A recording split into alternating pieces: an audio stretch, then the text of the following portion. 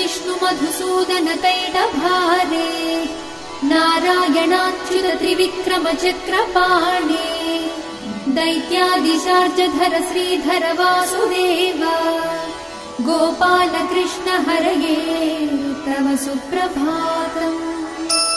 श्री रुक्मिणी सभवनास हरे मुरारे राधेश गोपसि स्वरूप भृगादि वन्द्या श्रीद्वारकाश्रय विकुण्ठपते भुवनैकमूर्ते गोपाल देव हरये तव सुप्रभातम्।